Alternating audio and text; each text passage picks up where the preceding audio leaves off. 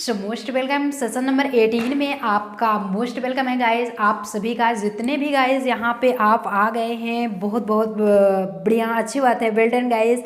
आप लोग सेशन से जुड़ते रहेंगे, नाउ यहाँ पे लाइव चैट करते भी रहेंगे। प्रीवियस सेशंस में अगर आपकी जानकारी के लिए बताया गया हो गाइज, तो आप टोटली क्या क्या पढ़ चुके हैं। अलंकार पढ़े। अलंकार के टाइप्स दो होते हैं, शब्दालंकार, अर्थालंकार, वो भी क्लियर हो गया नाम।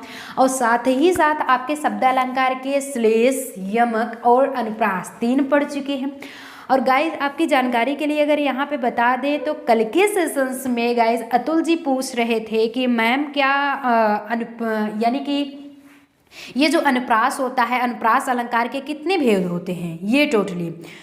तो उनको बताया भी गया था कि अनुप्रास अलंकार जो होता है उसके 5 प्रकार होते हैं गाइस। ये रहा आपका डिफिनीशंस विथ एग्जांपल्स, साथ ही आपकी पुष्टि, यानी कि जिसे आप एक्सप्लेनेशंस में कहते हैं कि उसको मतलब एक्सप्लेन किया गया है, पुष्टि प्रमाण किया गया है, प्रूफ किया गया है और कुछ बताया जाए। अब समझ में आ गया। 5 टाइप्स हैं और टोटली आप ये पढ़ चुके थे, क्लियर कर चुके थे, यमक और साथ साथ श्लेष। अब यहाँ पे अगर गाइज ये देखेंगे अगर थोड़ा सा अर्थालंकार, अर्थालंकार में कल के सेशंस में गाइज संजय जी कह रहे थे कि मैम संदेह, यहाँ पे गाइज बना लेंगे संदेह।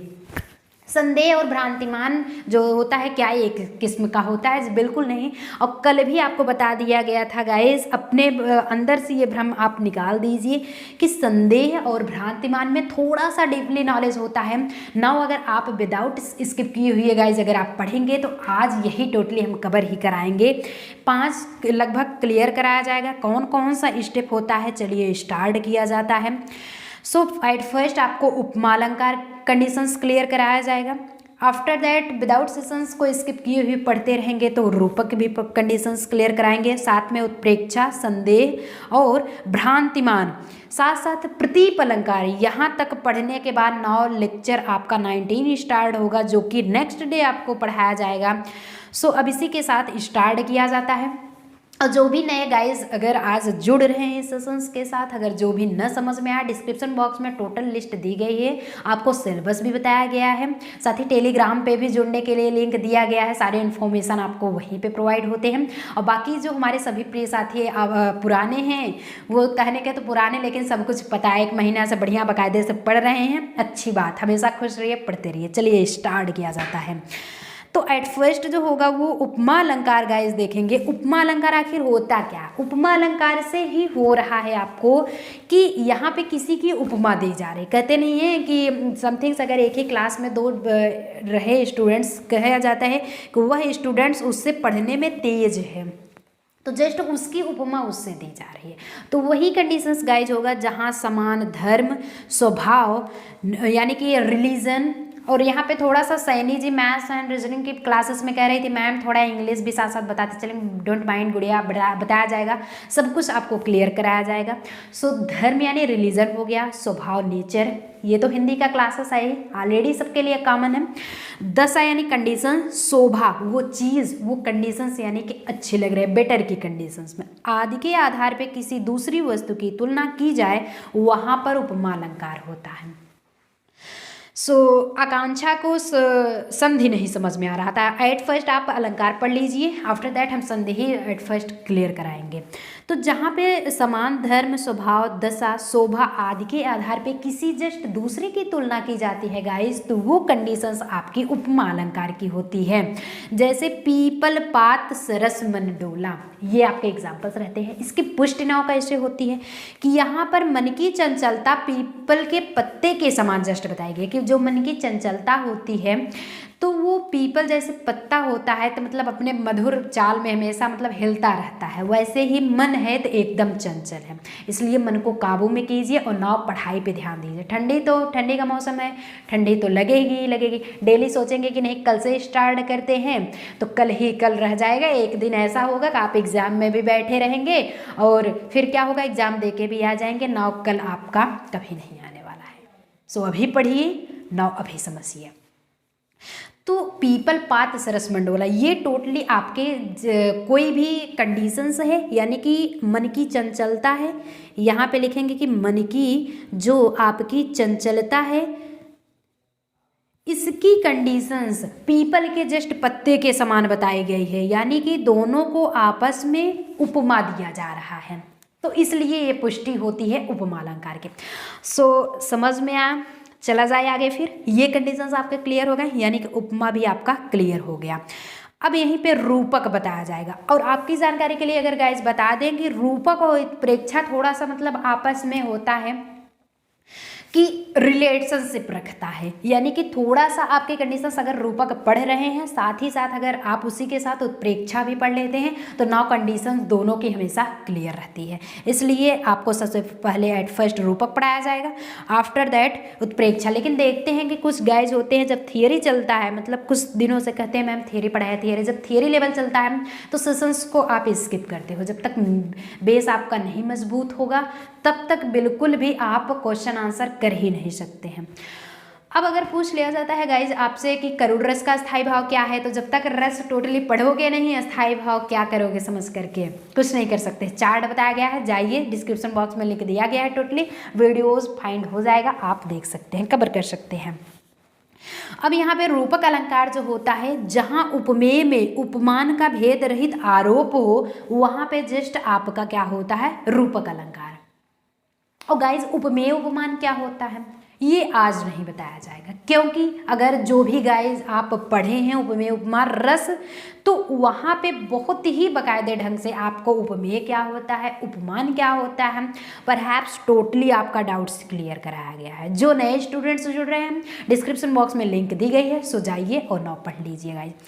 चरण सरोज पखारन लागा, यानी कि यहाँ पे कह रहा है कि जहाँ उपमेय में उपमान का भेद रहित आरोप होता है, वो कंडीशंस आपकी रूपक होती है। चरण सरोज पखारण लागा, यहाँ पे पखारण हो जाएगा गाइस। चरण को कमल के समान माना गया है। चरण क्या है, यहाँ पे उपमेय है, जस्ट उसको उपमान का भेद रहित आरोप माना गया है कि यहाँ की वहाँ आपका आरोप भी नहीं होने पा रहा है कि चरण सरोज पखारन लागा, यानी कि चरण को कमल के समान माना गया है, इसलिए ये क्या है आपका रूपक अलंकार। कि एट फर्स्ट अगर आप माइंड में रखेंगे कि चरण जो होता है यानी कि जस्ट वो पैर होता है एकदम नीचे स्पर्श होता है, उसका स्थान कहाँ है, नीचे है, लेकिन उसको बताया किसके समान गया है, कमल के फूल के समान। और कमल का फूल कैसा है, सुशोभेमान हो रहा है, तो दोनों का आपस में विरोध है कि नहीं, विरोधाभास की कंडीशंस। तो इसलिए उपमेय में उपमान का जहाँ पे भेद रहित आरोप हो, वही कंडीशंस आपका आरोपक हो जाता है। कंडीशंस क्लियर हो गया, सेशंस को यार थम्स अप भी करते चलेंगे, नाउ आगे बढ़ते रहेंगे। अब यहीं पे थोड़ा सा आपको ये अगर समझ में आया उत्प्रेक्षा क्या होता है, उत्प्रेक्षा अलंकार। उत्प्रेक्षा अलंकार पे जहां उपमेय में उपमान की संभावना व्यक्त की जाए, रूपक में गाइज क्या होता था, रूपक में उपमेय उपमान तो मुख्य थे, यानी कि उपमेय और उपमान ये दोनों आपस में क्या थे, मुख्य, ये दोनों मुख्य ही है। जहाँ पे विरोध की कंडीशंस आए, विरोधाभास हो, विरोध की कंडीशंस दिखाता है रूपक, रूपक जो है विरोध की कंडीशंस, लेकिन उत्प्रेक्षा जो होता है वो संभावना की कंडीशंस, कि उत्प्रेक्षा है भैया आप आ सकते हैं, बिल्कुल है, संभावना है, आने की संभावना है।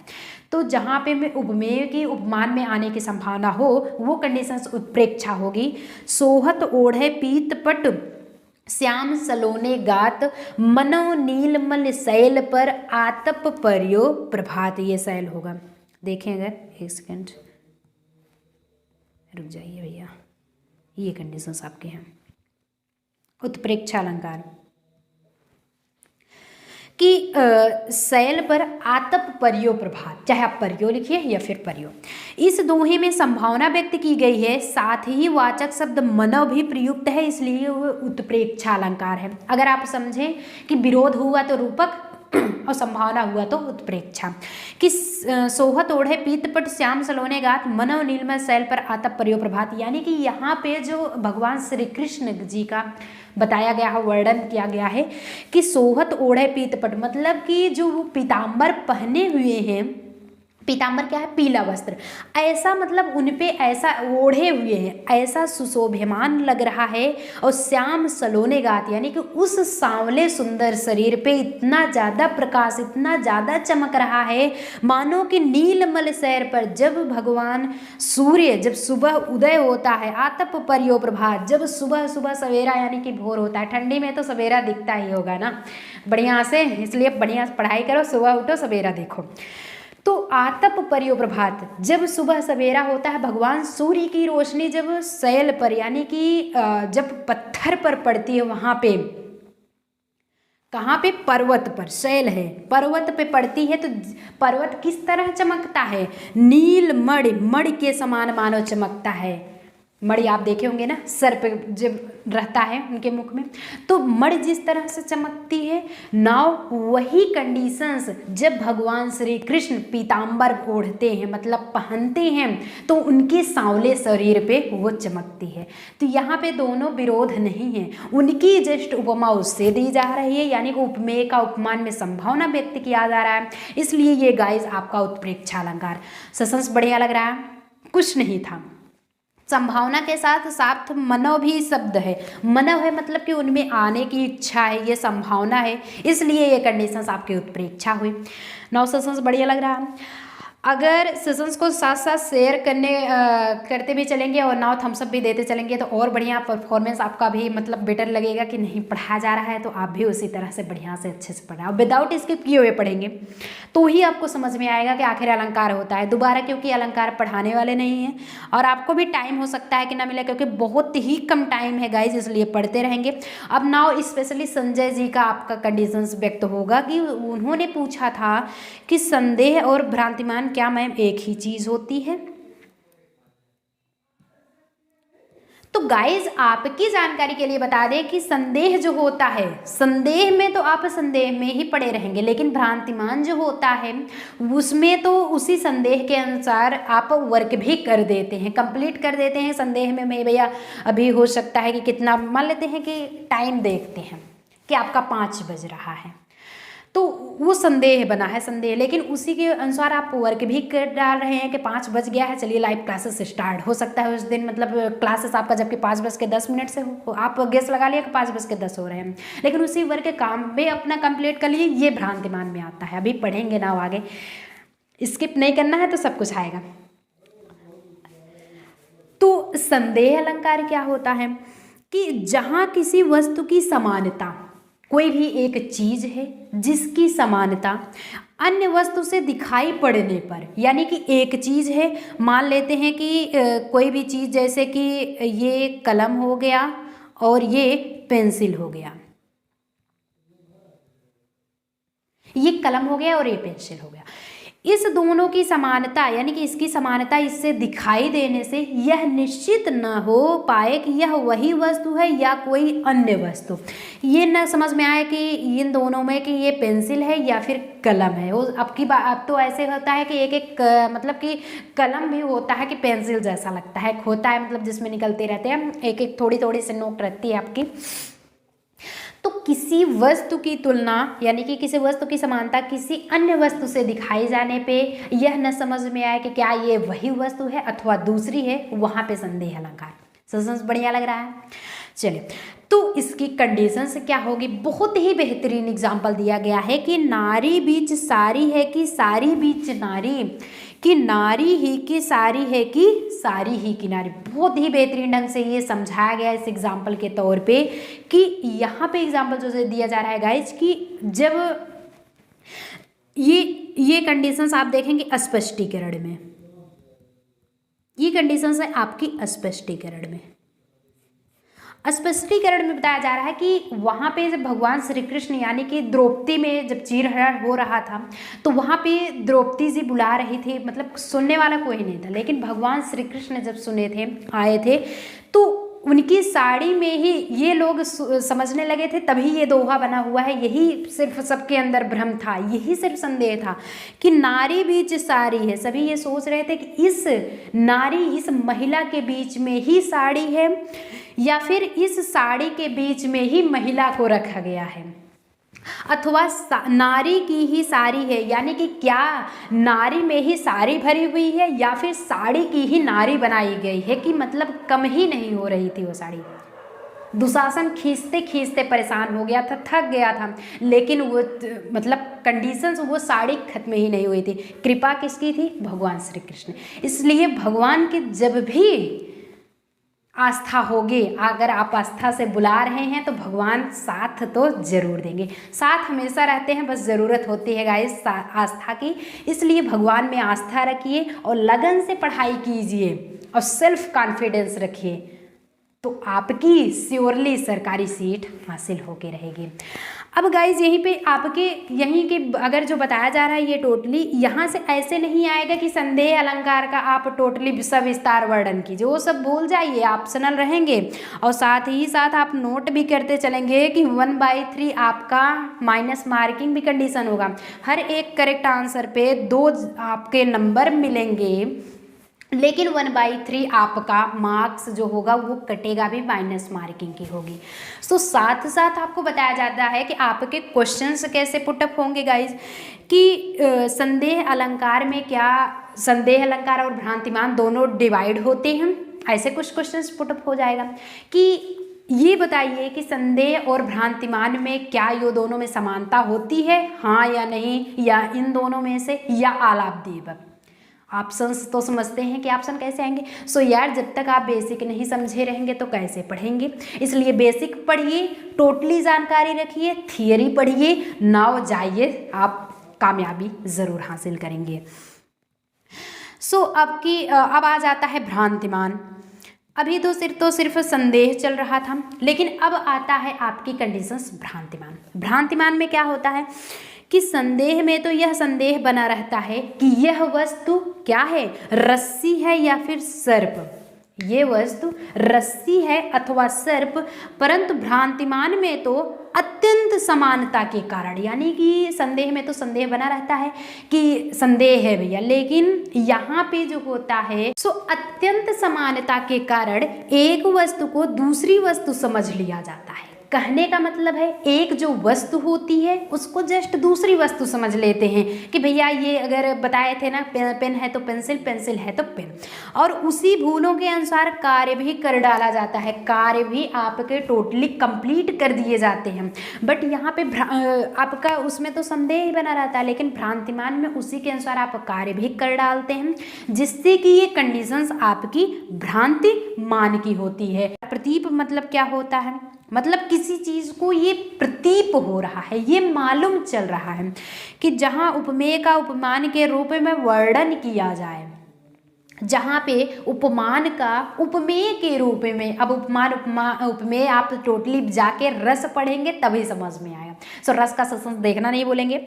अथवा प्रसिद्ध उपमान को उपमेय द्वारा तिरस्कृत किया जाए, कहने का मतलब है आपका चाहे उपमान का उपमेय के रूप में वर्णन किया जा रहा है या फिर प्रसिद्ध उपमान को उपमेय के द्वारा तिरस्कार मिल रहा है, यानी अपमान मिल रहा है, तो वहाँ पे प्रतीप अलंकार यानी कि थोड़ा सा माहौल जग रहा है, मतलब कि आपको वो कंडीशंस पता लग रहा है कि इन चंचल नयनों का जादू जड़मीन कहाँ से पाएंगे। यानी कि कहते हैं कि ये जो इन चंचल नयनों, जो आँख है, जो नेत्र है, ये सारी दुनिया देखती है, तो इसे क्या बताया गया है, इसलिए चंचल। अगर सोचे कि आँख को सिर्फ एक जगह ऐसे देखते रहें तो बिल्कुल नहीं टिका सकते हैं, तो इसे क्या बताया गया है, चंचल। जिस तरह से पीपल पात सरस मंडोला, उसी तरह से इन चंचल नयनों का जो जादू है जड़मीन कहाँ से पाएंगे। तो एक बार तो उनमें बता रहा है, उसके द्वारा तिरस्कार मिल रहा है, एक बार उसका वर्णन किया जा रहा है, जिससे ये पुष्टि होता है कि ये यहाँ पे प्रतीप अलंकार है। सो आज के इस सेशंस में बस यहीं तक, नेक्स्ट टॉपिक्स में और भी कवर कराया जाएगा। नाउ विदाउट स्किप किए हुए आप देखते रहेंगे। और लास्ट टाइम गाइज अगर बताते चले, यानी कि जाते जाते टाइम आपको अगर बताया जाए कि कितने गाइज लगभग हैं कि टोटली सब कुछ पढ़ते हैं, आपकी कंडीशंस क्या होती है, टोटली पढ़ते हैं विदाउट स्किप किए हुए। बिल्कुल ऐसा नहीं कहा जा सकता विदाउट स्किप किए सिर्फ 2-4 स्टूडेंट्स ही पढ़ते हैं, जैसे लगभग सभी पढ़ रहे हैं। सो टोटली कंटिन्यू कितने गाइज जुड़ते हैं कि जैसे लगभग 10 स्टूडेंट्स हो चुके हैं। ऋषभ, सौम्या, सोनम, संजय, वैशाली, प्रमोद, उसके बाद निखिल, प्रदीप, रूपम, सैनी, फारहीन, दीप्ति, निहारिका, फिर से मुकेश, मानसी, आकांक्षा, पवन, तो योर थिंक कॉमरेड, श्वेता, ज्योति, अतुल, वैशाली, बाकी फिर संजय जी भी हैं, शशि हैं, नीलेश, निकिता और निखिल है जो कि प्रीवियस सेशंस में नहीं आए थे। क्या भैया आपको पढ़ना नहीं है? 2-4 दिन पढ़े, उसके बाद टाइम चेंज कर दिया गया तो आप क्या हुए? गुस्सा बिल्कुल भी ऐसा न करिएंगे आप लोग। कुछ गाइज होते थे कि उनको टाइम नहीं हो पाता था, आप अटेंड करते थे, मतलब वो लोग सिर्फ तो सिर्फ कॉलेज ही और क्लासेस में नहीं आ पाते थे, इसलिए सभी के लिए टाइम सेम रखा गया है। 9 सेशंस को पढ़ते रहेंगे और आप विदाउट एनी हेजिटेशंस, कोई भी आपको प्रॉब्लम होती है तो आप पूछते भी चलेंगे। सो फिर चला जाए आज के सेशंस में, मिलेंगे फिर नेक्स्ट डे।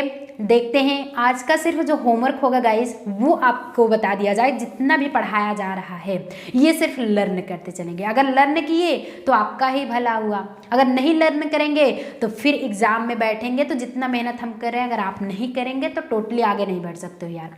इसलिए जितना पढ़ाया जाता है उतना कवर भी आप साथ करते रहे। PDF नोट्स माइंड में बना के रखो तभी सफल होंगे आप लोग। सो फिर चला जाए आज के इस सेशंस में। बाय, मिलते हैं नेक्स्ट सेशन में ऐसे इंटरेस्टिंग फिर से वीडियो लेकर के आएंगे बढ़िया से अच्छे से। आगे इसके बैकअप जितना प्रोसेस आपको कंडीशंस क्लियर होना चाहिए आगे पढ़ाया जाएगा। तब तक के लिए बेस्ट ऑफ लक, अच्छे से पढ़िए और हमेशा खुश रहिए।